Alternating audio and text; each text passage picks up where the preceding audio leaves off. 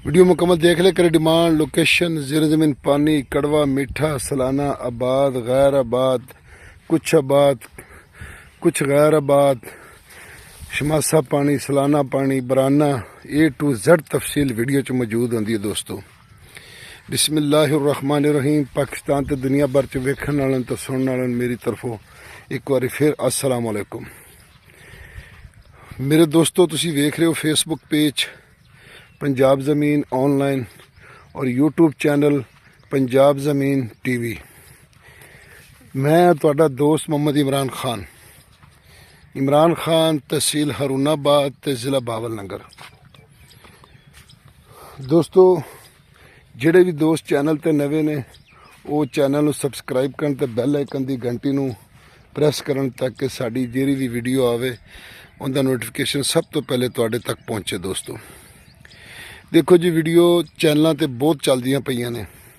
ज़्यादातर हुण मैं अपनी तारीफ नहीं कर रहा ना किसी की मुखालफत कर रहा, लेकिन लोग सिर्फ पैसे वास्ते थोड़े थोड़े रेट दे के बाद फिर कुछ मिलता नहीं है तो सिर्फ व्यूज़ लभदे ने उन्होंने ते पार्टी कस्टमर गाहक तो लभदे को नहीं। बस वो फिर कहते असीं चैनल तो ही चार ने कमा लीए फेसबुक तो कमा लीए। तो दोस्तों मैं तुहाडी खिदमत विच हाज़र हाँ। इंशाअल्लाह जिहड़ी भी वीडियो रकबे दी लावांगा मौके ते जाके खड़ो के इंशाअल्लाह वो वीडियो तारे तक पहुँचावांगा इंशाअल्लाह। तो जिहड़े भी दोस्त चैनल ते नवे ने वो चैनल नूं सबसक्राइब करन ते बैल आइकन दी घंटी नूं प्रेस करन ते बाकी वीडियो नूं अगे लाइक शेयर जरूर करो। दोस्तों मैं तुहाडी खिदमत विच हाज़र हाँ। 23 किले तुसीं वेख सकते हो कि इहदे च कपाह भी खड़ी है, चारा भी है, गुआरा भी है ते जवार जंतर सारा कुछ इहदे विच है। क्योंकि अजकल पट्ठियां दी बहुत कमी है, माल भुखे मरदे पे ने, बारिशां आउंदियां नहीं ने ते इस वास्ते लोगों ने ज़्यादातर अपने माल का भी तो ख्याल रखना क्योंकि माल च माशाअल्लाह ज़्यादा फायदा है जानवर पालन च। तो दोस्तों ये 23 एकड़ तहसील हरूनाबाद ते ज़िला बावलनगर च ये रकबा पिया दोस्तों। तो इंशाअल्लाह जिहड़ा भी दोस्त आएगा विजिट करेगा इन्हों एक बार रकबा ज़रूर पसंद आएगा।